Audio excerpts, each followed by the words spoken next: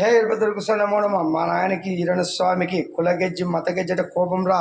ఈరోజు నేను ఒక బీసీ, ఒక ఈడి కులంలో శూద్రుడిగా పుట్టి ఈరోజు వీరభద్ర స్వామి సేవకుడిగా ఆయన కొడుకుగా ఉన్నానంటే ధర్మం పట్టుకోరా. ఒకవేళ నేను మాంసం తిన్నాను అప్పుడు పూజారి కాకున్నప్పుడు, కానీ ఎప్పుడు మా నాయన సేవ దొరికింది అప్పటి నుంచి 10 నుంచి అన్ని మానుకొని ఒక బ్రాహ్మణులుగా తయారై ఇల్లంతా బ్రాహ్మణులుగా తయారు చేసుకుని వెలుగుతున్నాం రా నాయన.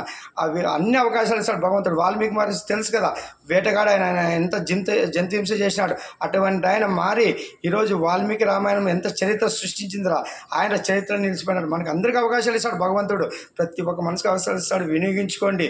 మాయలో పడి మాంసము మద్యము మగువ అనుకుంటుంటే కర్మ సిద్ధాంతం వల్ల ఇంకా కర్మలో పేరుకపోతారు. నెక్స్ట్ లెవెల్స్ వేరే ఉంటాయి. పాతాళం ఉంటుంది, గాన గంధర్వులు, యక్షకిన్నెలు, ఋషులు, మహర్షులు, బ్రహ్మర్షులు, సప్త ఋషులు అన్నీ ఉంటాయి. అవన్నీ చూడాలంటే శరీరం చాలదురా. ఆ సూర్యునే చూడలేము. సూర్యుని చూసా కంట్లో నీళ్ళు వస్తాయి. అంత దూరంలో ఉండే సూర్యుని రోజు కనపడే సూర్యుని చూడలేకపోతున్నామే 4 యుగాల నుంచి. అసలేం దేవుడు సూర్యుడు, చంద్రుడు, భూదేవమ్మ, గంగమ్మ తల్లి, ఇంద్రదేవుడు, వరుణదేవుడు, వాయుపుత్రుడు, అన్నప్రసం అందరూ ఉండరు. దేవుళ్ళు ఉండరు రా, దేవుళ్ళు ఉండరు. జయ వీరభద్రుడు.